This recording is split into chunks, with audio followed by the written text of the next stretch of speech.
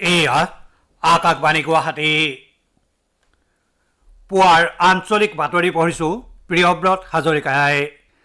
আজিৰ প্ৰধান বাতৰিৰ ভিতৰত আছে অসমত কালি এতিয়ালৈকে সৰ্বাধিক সংখ্যক 156 জন লোক কোভিড-19ত আক্ৰান্ত। ইয়াৰ ফলত ৰাজ্যখনত এই মাৰাত্মক ৰোগত আক্ৰান্ত সংখ্যা 548 জনলৈ বৃদ্ধি। কেতবোৰ নিৰ্দিষ্ট নীতি নিৰ্দেশনাৰ মাজেদি কালিৰে পৰা আৰম্ভ কৰা বিমান চলাচলৰ জৰিয়তে বিভিন্ন বিমানেৰে গুৱাহাটীলৈ কালি 686 গৰাকী যাত্ৰীৰ আগমন। আটাইকেইজন যাত্ৰীকে কোৱাৰেণ্টাইনৰ ব্যৱস্থা। ৰাজ্যৰ বান পৰিস্থিতি শোচনীয় ৰূপ ধাৰণ। সাম্প্ৰতিক বানত ৰাজ্যৰ 5খন জিলাৰ 30,000 লোক ক্ষতিগ্ৰস্ত।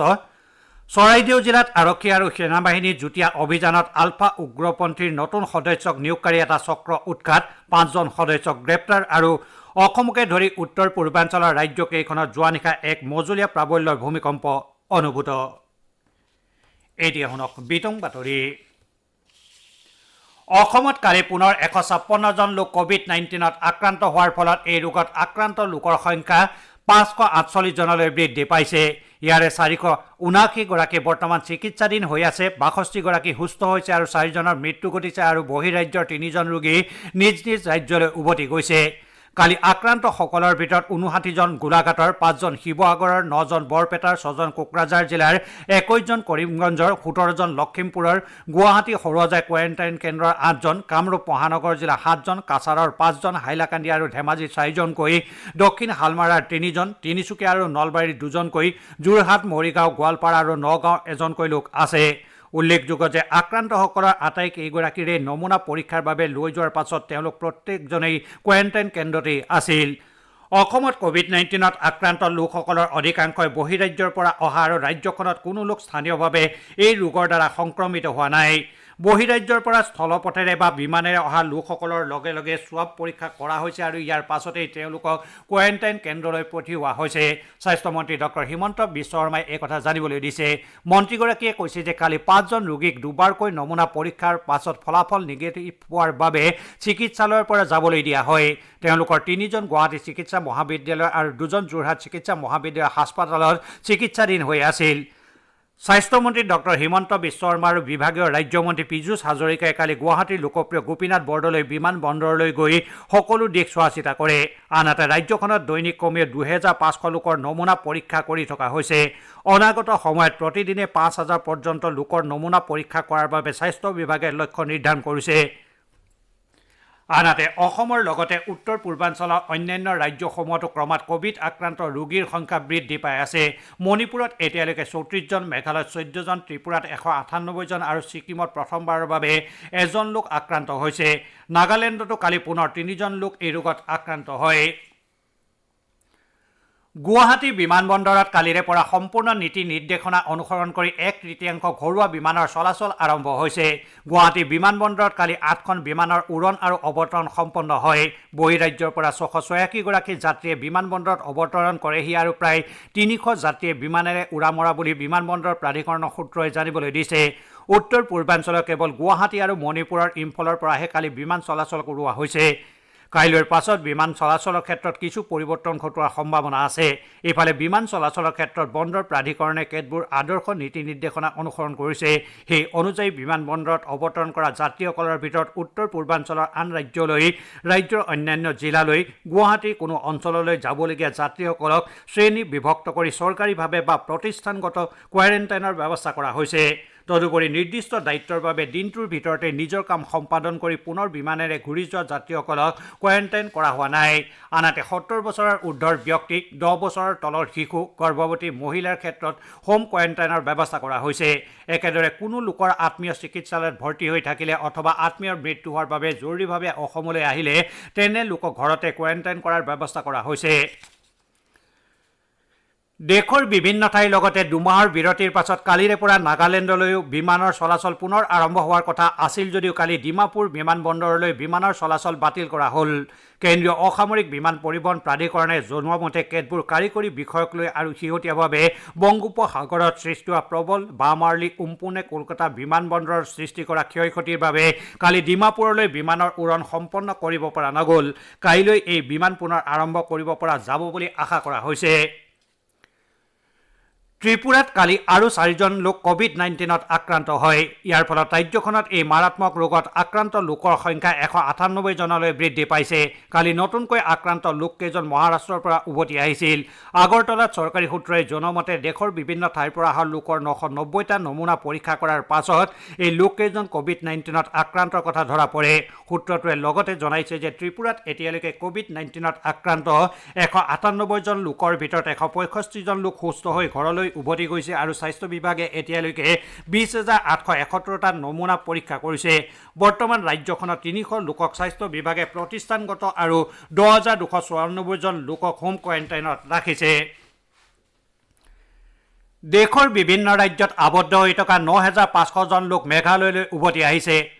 শ্বিলঙত চৰকাৰী সূত্ৰই জনোৱা এই লোকসকলৰ ভিতৰত এতিয়ালৈকে পৰীক্ষা কৰা 6,353 জনৰ নমুনা পৰীক্ষা কৰাৰ পাছত 5,238টা নমুনাৰ প্ৰতিবেদনত কোভিড আক্ৰান্ত নহয় বুলি জানিব পৰা গৈছে। ইয়াৰে অৱশ্যে 15 জন কোভিড-19ত আক্ৰান্ত হোৱাৰ পাছত সুস্থ হৈ চিকিৎসালয়ৰ পৰা ঘৰলৈ উভতি গৈছে আৰু বৰ্তমান 2 জন লোক এই মাৰাত্মক ৰোগত আক্ৰান্ত হৈ চিকিৎসালয়ত ভৰ্তি হৈ আছে। আপোনালোকে বাতৰি শুনিছে আকাশবাণী গুৱাহাটী কেন্দ্ৰৰ পৰা। ৰাজ্যখনৰ বান পৰিস্থিতি শোচনীয় হৈ পৰিছে। বৰ্তমানলৈকে এই বানৰ ফলত 5খন জিলাৰ প্ৰায় 30,000 লোক ক্ষতিগ্ৰস্ত হৈছে। যোৱা কিছুদিন ধৰি দি থকা ধাৰাসাৰ বৰষুণৰ ফলত ব্ৰহ্মপুত্ৰ আৰু বৰাককে ধৰি বিভিন্ন নৈ উপনৈৰ পানী ফেনে ফুটুকাৰে বাঢ়ি থকা জিলাকেইখনৰ প্ৰায় 46খন গাঁৱৰ বিস্তীৰ্ণ অঞ্চল প্লাবিত হৈছে। লখিমপুৰ, ডিব্ৰুগড়, শোণিতপুৰ, দৰং, কামৰূপ আৰু গোৱালপাৰা জিলাৰ ভালেমান লোক বানত ক্ষতিগ্ৰস্ত হোৱাৰ উপৰিও বাটপথ পানীত বুৰ যোৱাৰ বাবে যাতায়াতৰ ক্ষেত্ৰতো সমস্যাৰ সৃষ্টি হৈছে। চিৰাং জিলাৰ বিজনী মহকুমাৰ আমগুৰি থানাৰ অধীনৰ দৈচামগুৰিৰ কালি বজ্ৰপাততো এজন লোকৰ মৃত্যু ঘটে। কালি আবেলি ধুমুহাৰ লগতে হোৱা বজ্ৰপাতত প্ৰাণ হেৰুওৱা লোকজনৰ নাম গোবৰ্ধন বসুমতাৰী বুলি জানিব পৰা গৈছে। গোৱালপাৰা জিলাৰ বলবলা নৈৰ বাঢ়নী পানীয়ে বিভিন্ন অঞ্চল প্লাবিত কৰিছে। জিলাখনৰ লক্ষীপুৰ আগিয়া সংযোগী 46 নম্বৰ ৰাজ্যিক ঘাইপথৰ বলাইখামাৰ লক্ষীপুৰৰ মাজৰ এছোৱা পানীৰ ঢলে খহাই নিয়াৰ ফলত হাৰিমুৰা আৰু বলবলাৰ বৃহত্তৰ অঞ্চলৰ বাসগৃহ পানীত বুৰ গৈছে। NDRFে বানত ক্ষতিগ্ৰস্ত লোকক উদ্ধাৰৰ বাবে অভিযান অব্যাহত ৰাখিছে। বালিজান আৰু লক্ষীপুৰ ৰাজহ চক্ৰৰ ভালেমান গাঁও প্লাবিত হোৱা বুলিও জানিব পৰা গৈছে। একেদৰে চুবুৰীয়া ৰাজ্য মেঘালয়ৰ পাহাৰৰ পৰা নামি অহা পানী সীমান্তৱৰ্তী অঞ্চলৰ বিস্তীৰ্ণ এলেকা বুৰাই পেলাইছে। জিলাখনত প্ৰায় 9,000 লোকে অস্থায়ী শিবিৰত আশ্ৰয় লৈছে। ধুবুৰী জিলাৰ গোলকগঞ্জ, চাপৰা আৰু বিলাচীপাৰাকে ধৰি বিভিন্ন অঞ্চল প্লাবিত হৈছে। নেৰানেপেৰা বৰষুণৰ ফলত জিলাখনৰ ব্ৰহ্মপুত্ৰ আৰু ইয়াৰ উপনৈবোৰৰ জলপৃষ্ঠ বৃদ্ধি পোৱাত বিভিন্ন অঞ্চল নতুনকৈ বানত বুৰ গৈছে।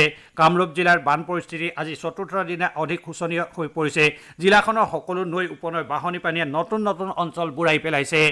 পুঠিমাৰী নৈৰ পানী বৃদ্ধি পোৱাৰ ফলত ৰঙিয়াৰ মধুকুচি, খৈৰাবাৰী, নকুচি আদি ভালেমান অঞ্চল বুৰ গৈছে। একেদৰে ব্ৰহ্মপুত্ৰৰ পানীয়ে নগৰবেৰা, মালিবাৰী, টোপামাৰী আদি অঞ্চলতো খেতিপথাৰ বুৰাই পেলাইছে। নলবাৰী জিলাতো পাগলাদিয়া নৈৰ বাঢ়নী পানীয়ে বৰভাগ ৰাজহ চক্ৰৰ বিস্তীৰ্ণ কৃষিভূমি প্লাবিত কৰিছে। লখিমপুৰ জিলাত ৰঙা নদীৰ জলবিদ্যুৎ প্ৰকল্পৰ পৰা এৰি দিয়া পানীয়ে ৰঙা নদীৰ জলস্তৰ বৃদ্ধি কৰাৰ বাবে কমেও 10খন গাঁও প্লাবিত হৈছে। শোণিতপুৰ জিলাত জীয়াভৰলী আৰু বৰপেটা জিলাত বেকী নৈৰ পানী বিপদসীমাৰ ওপৰেদি বৈ আছে। ধেমাজি জিলাৰ বান পৰিস্থিতিও অধিক শোচনীয় হৈ পৰিছে। জিলাখনৰ চিয়াং আৰু বুঢ়ীহুটিৰ পানীয়ে জোনাই মহকুমাৰ বেৰা চাপৰিৰ 20খন গাঁও প্লাবিত কৰিছে। অন্যহাতেদি ব্ৰহ্মপুত্ৰৰ মাজৰ 6টা চাপৰি পানীত বুৰ গৈছে। বান বিধ্বস্ত 6,000তকৈ অধিক লোকে নিজৰ ঘৰ দুৱাৰ এৰি ওখ ঠাইত আশ্ৰয় লৈছেগৈ। জীয়াদলৰ বানে পশ্চিম ধেমাজিৰ 20খন গাঁও বুৰাই পেলোৱাৰ প্ৰায় 3,000 লোক ক্ষতিগ্ৰস্ত হৈছে। এতিয়া শুনক আজি গুৱাহাটীৰ পৰা প্ৰকাশিত কেইখনমান দৈনিক বাতৰি কাকতৰ প্ৰথম পৃষ্ঠাৰ প্ৰধান বাতৰি চমু অৱলোকন উৎপল কুমাৰ দাসৰ পৰা। অসমত অভিলেখ সৃষ্টি কৰি একেদিনাই 156 জন লোক কোভিড-19ত আক্ৰান্ত হোৱাকে ধৰি আনুষংগিক বিভিন্ন বাতৰিৰ লগতে ৰাজ্যৰ শেহতীয়া বান পৰিস্থিতি, সামাজিক দূৰত্ব বৰ্তাই ৰাখি ঈদ উদযাপন আদি বাতৰিয়ে আজি গুৱাহাটীৰ পৰা প্ৰকাশিত বাতৰি কাকতসমূহৰ প্ৰথম পৃষ্ঠাত স্থান লাভ কৰিছে।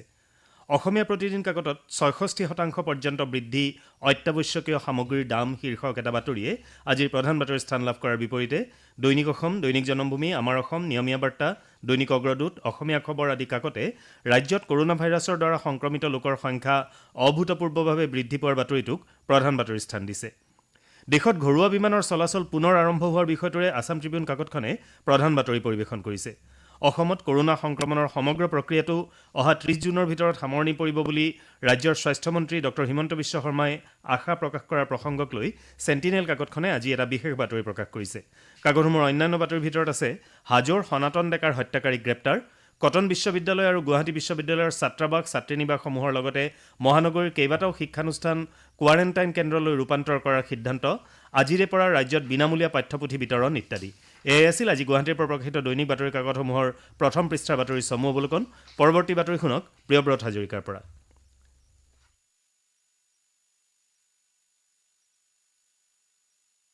ধন্যবাদ উৎপল। অসম আৰক্ষী আৰু সেনাবাহিনীয়ে কালি চৰাইদেউ জিলাত যুটীয়াভাৱে অভিযান চলাই এজন দুৰ্ধৰ্ষ আলফা সদস্যৰ লগতে আলফাৰ হৈ কাম কৰা আন 4জন লোকক আটক কৰাৰ উপৰিও উগ্ৰপন্থী সংগঠনটোৰ বাবে নতুন সদস্য নিয়োগ কৰা এটা চক্ৰক উৎখাত কৰিছে। চৰকাৰী সূত্ৰই জনোৱা মতে এক গোপন সূত্ৰৰ পমখেদি চৰাইদেউ আৰু ডিব্ৰুগড় জিলাত যুটীয়াভাৱে অভিযান চলাই আটক কৰা আলফা উগ্ৰপন্থীজনক বলদেৱ তেলী আৰু সংগঠনটোৰ কৰ্মকৰ্তা অমিত বাৰা, সুমিত বাইক, আজাদ গৌৰা আৰু বিজয় বুলি চিনাক্ত কৰা হৈছে। তেওঁলোকৰ পৰা উগ্ৰপন্থী সংগঠনটোৰ বাবে নতুনকৈ সদস্য হিচাপে ভৰ্তি কৰা এজন কিশোৰকো উদ্ধাৰ কৰা হয় আৰু কিশোৰটিক তেওঁলোকৰ পৰিয়ালক গতাই দিয়া হৈছে। আলফা উগ্ৰপন্থী কেইজনৰ পৰা এটা পিষ্টল, দুজাই গুলী আৰু মোবাইল ফোন উদ্ধাৰ কৰা হৈছে।